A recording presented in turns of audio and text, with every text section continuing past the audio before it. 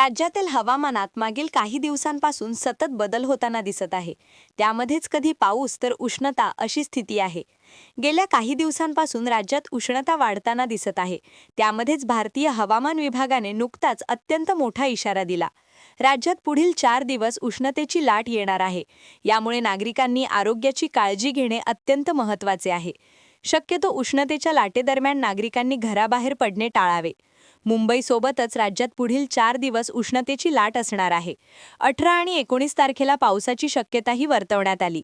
उष्णतेच्या लाटेदरम्यान नागरिकांनी काळजी घेण्याचे आवाहन भारतीय हवामान विभागाने केले.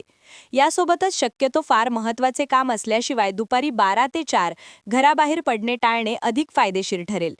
भारतीय हवामान विभागाने दिलेल्या माहितीनुसार राज्यात पुढील 4 दिवस तीव्र उष्णतेची लाट येण्याची शक्यता आहे. विदर्भ, मराठवाडा आणि मध्य महाराष्ट्रातील अनेक भागांमध्ये तापमान 40 ते 44 अंश सेल्सिअसच्या दरम्यान राहण्याचा अंदाज आहे, ज्यामुळे या उन्हात बाहेर पडले तर उष्माघाताची शक्यता आहे.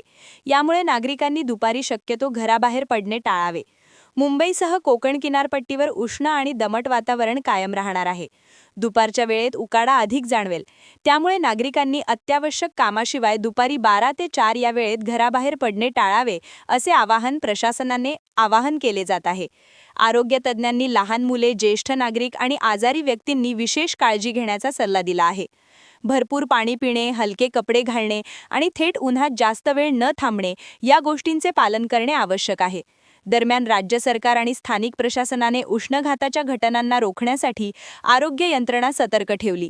नागरिकांनी अफवांवर विश्वास न ठेवता अधिकृत सूचनांचे पालन करावे, असेही आवाहन करण्यात आले. उष्णता वाढल्याने वर्धा जिल्ह्यात आज शाळांना सुट्टी जाहीर करण्यात आली.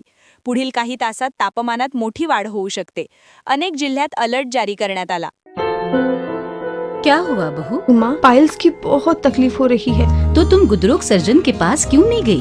देखो, जैसे हार्ट के लिए हार्ट स्पेशलिस्ट, ब्रेन के लिए ब्रेन स्पेशलिस्ट, तो पाइल्स के लिए पाइल्स स्पेशलिस्ट क्यों नहीं? स्त्री हो या पुरुष, टॉयलेट में तकलीफ केवल पाइल्स ही नहीं, और भी कई प्रकार के गुदरोग तथा कैंसर भी हो सकता है।